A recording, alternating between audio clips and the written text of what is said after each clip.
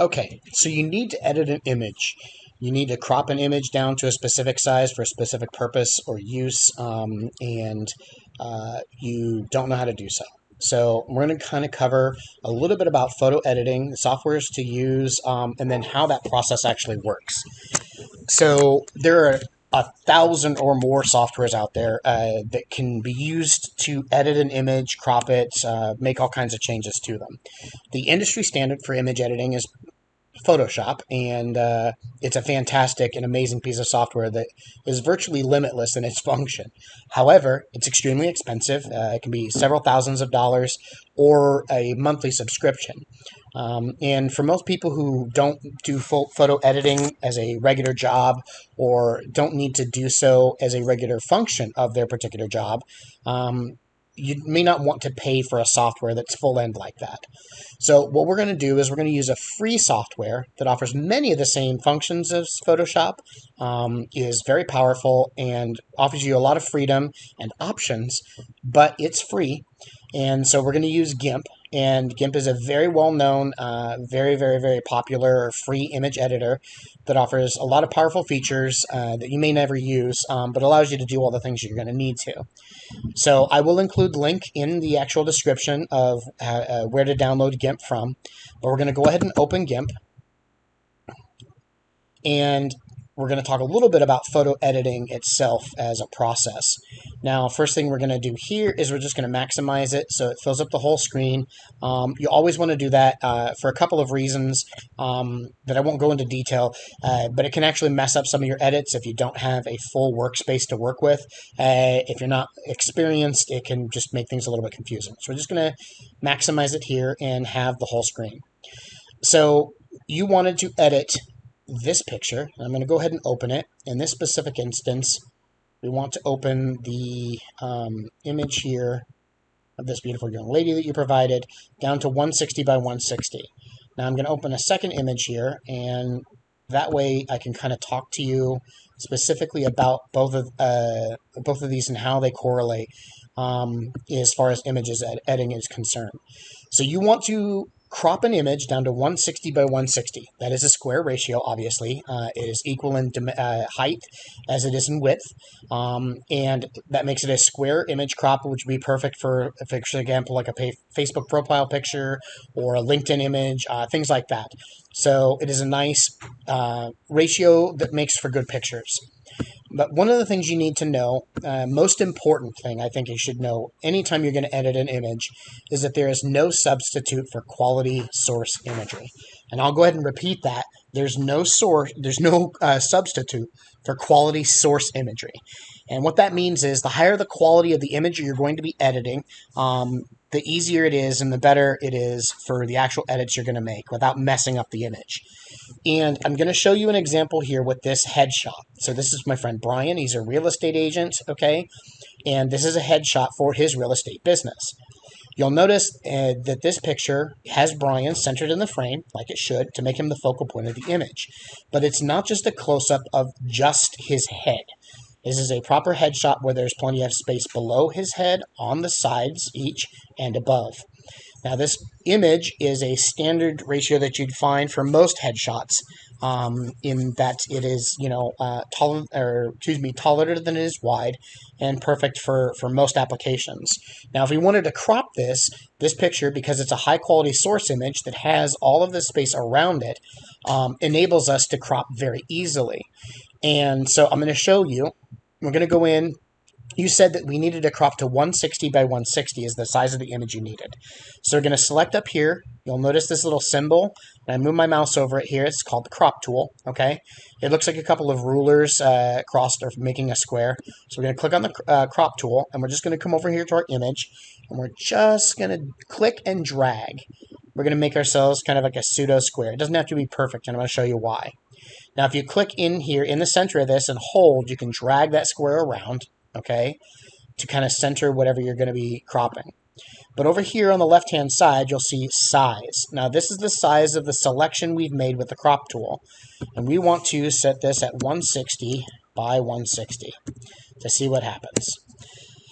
Now, you'll notice if we come over here and click and drag this in the middle, that 160 by 160 cuts out almost all of the picture. You lose about 95% of the actual image itself when you crop down to this dimension with this particular image. And that is because the picture is so large, okay? It has plenty of space for us to edit, but we've only got a small selection here. When you need to edit to a specific dimension, okay, but that dimension is smaller than the actual image and cuts out too much of it, what we can do is we can increase the size of the image we're going to be cropping, okay? So, or I should say the image, increase the size of the crop.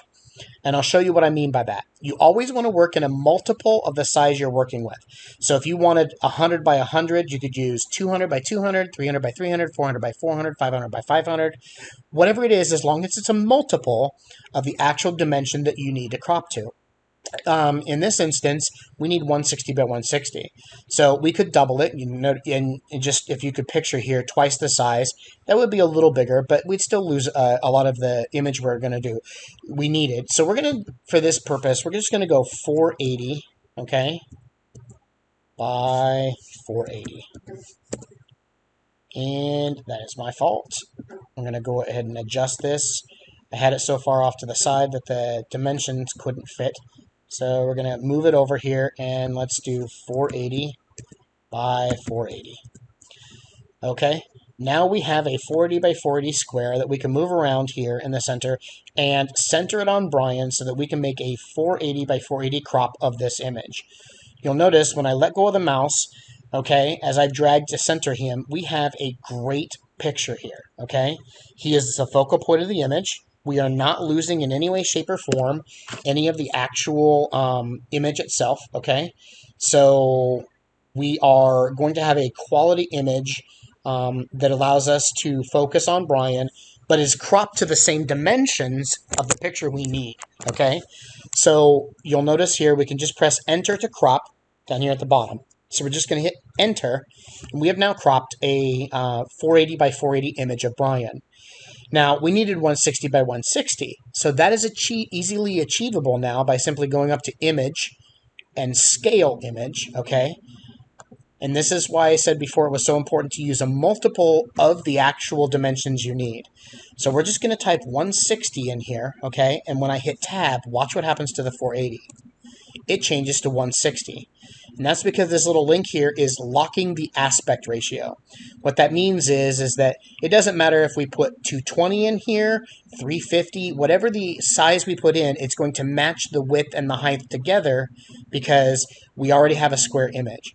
So in this case, we're going to go ahead and select 160 by 160, and we're going to click Scale. When we do, you'll notice that we get a perfectly square scaled image of Brian that's 160 by 160. And now this is perfect for use in whatever application we needed a square image for. So I'm just going to revert the changes we've made to this image and come in here to revert so you can kind of see what we've done here. So we took a picture that is a high quality source image, okay, and we scaled it down directly to the 160 by 160 that you needed. So that is perfect for this particular image. Once again, a quality source image makes for a ton of freedom when it comes to making edits. But here is the image that you provided to me. Okay, so great picture, beautiful young lady, but one of the things you'll notice is that this picture has already been cropped. It is cropped directly to her head in almost every direction. What that means is there's very little space for us to crop down to. You'll notice there's a very tiny small gap here between her chin and the bottom of the picture. The top of the picture cuts off right at the top of her hair. The left-hand side of the picture actually cuts part of her face off in order to trim out what's off to the left. And the right here provides a little bit of space up at the top, you'll notice that's not, but it cuts off most of the rest of her hair here. So we don't have any space to work with to crop this image down to. And I'm going to show you what I mean. If I come up here and I click on the crop tool again, and we're going to click here and drag, okay? And then we're going to come over here to our size tool and select this as 160 by 160. And watch what happens. We now have a tiny square that will only fit a small portion of her face anywhere in the image. Okay, but you'll notice there's a lot of screen real estate around this crop for us to change, or I mean to enlarge to. So let's come over here and let's say we change it and multiply it by 2 and switch it to 320 by 320. Oops, let me scale that here. Move it all the way over to the left so we've got space to edit, and we're going to change it to by 320 by 320. Now we have a bigger square, okay? You'll notice that we've cropped almost the entire width of the image, okay? But when we move this around, okay, to try to adjust to get her face in, we still have that problem. We're going to cut off the vast majority of her head no matter what we do. So we can move it down here so we keep the chin and the eyes in the image, okay? Most of her hair here, but we lose her entire forehead and the top of her head, and it's just going to look kind of weird. If we move the square up here so we can fit a little bit more of her face in, now she's not quite centered. We still lose the entire top of her head, okay, and we lose her chin. So it's just a very awkward crop. And that's because the image that we started with to work with is a bad picture to edit. Because there's not enough image around the portion of the photo that we want to focus on, which is her face, this is a poor quality image for editing. Honestly, I would say this is a poor quality image for most uses, unless you were just using it as, for example, to text a picture or email just a picture so someone knows what she looks like. But this image was cropped, obviously, you'll notice her hair is brunette and there's red over here in the corner. So she was standing next to someone with red hair and she cropped to remove them from the photo and just show herself. Unfortunately, no matter what we do trying to crop this image, we're going to get a bad picture. Nothing we can do about that. That's because it's a poor quality source image. And that's not to say anything about her. Obviously, she's a very pretty woman, but the actual image itself, for the purposes of editing, is a very poor quality image because it doesn't offer us much freedom as far as the edits are concerned. In contrast to what we saw here with a professional headshot, where there's plenty of space above, below, and to the sides of the face itself for us to allow, for cropping down to make him the center of the focal point of the image. So in this case, as we move over here to the 160 by 160 edit that we needed to make of her, okay, unfortunately, this is a bad picture to do it with because no matter what we do, okay, if I try to center the best as I can to get most of her into the picture, we press enter to crop, you'll notice that we lose most of the rest of her image. Now, for certain applications, this may be perfectly fine. Unfortunately, if we were going to be using this image in any form of a front-facing or public accessible format, whether it was going on a website or on Facebook or whatever we're going to be using it for, I probably would want to contact my client or contact the person and say, hey, can we get a different picture of you that, is zoomed out a little more so we have more space to work with to crop? The reason is because we're losing most of your face here. And, obviously I personally wouldn't use this photo at all. I'd ask them for a new picture.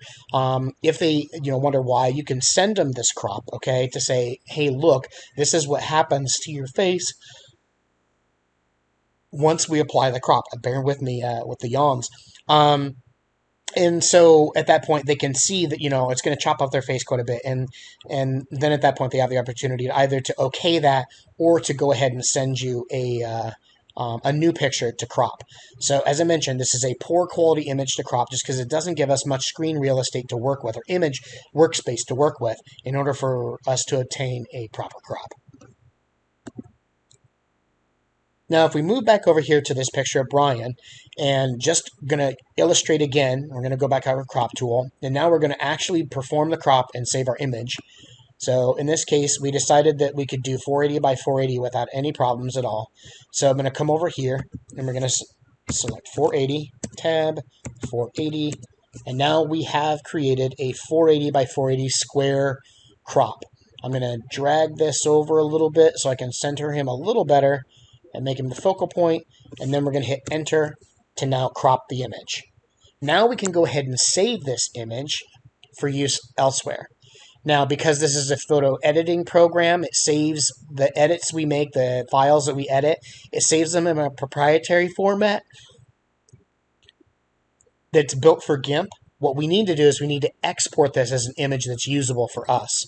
So we're going to go up here, we're going to click on File, okay? And then we need to come down and we're going to export this image right here where it says Export As. And now we can export this as a standard image file type. So it's going to default to JPEG. Most of the time I use PNG format, but JPEG is perfectly fine. So we're just going to name this Brian Crop, okay? And select the desktop in this instance is where I want to save it. And we're just going to select Export. The software will now come up with just a general management menu for the actual image. It offers a lot of tools that you can use for saving the image. Most of these are not going to matter for you. You can leave save thumbnail and save color profile on, leave quality at 90%, and then we're just going to select export.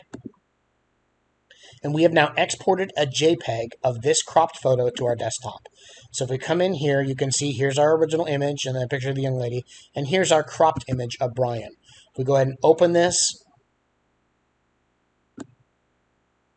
we now have a great cropped picture that we can use for whatever we need.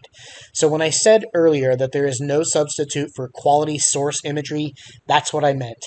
It doesn't matter what the picture is. If you have a photo of a barn or a car or a bookshelf or whatever it is, you want to make sure that there's enough imagery around the actual image itself that you want to crop to, the focal point of the image, that'll allow you to crop down to the size you need without destroying the integrity of or cutting out part of, cutting out part of the actual focal point of the image that you need in the first place.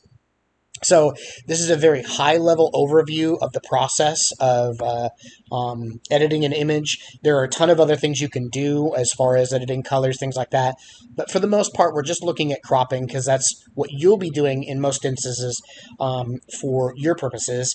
And I just wanted to kind of cover the details and sort of some of the specifics of image editing and specifically cropping and why the image you actually were sent to crop is going to be a really bad image to use for making those edits too.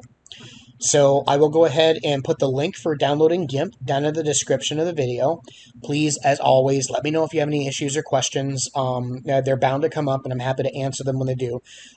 This is just kind of a high-level overview of giving you an idea of how to make the edits, what you want to watch for, what you need from your client if you're going to be making these edits in order to make quality changes to those or quality edits to the photo itself. Again, no substitute for quality source imagery, and here is why. So that's it for today. I hope I answered the question and gave you a little bit of information that's useful. I hope it wasn't too fast. If there's any specific areas of the video you need me to cover in more detail or expand upon, please let me know. But that'll be it for now.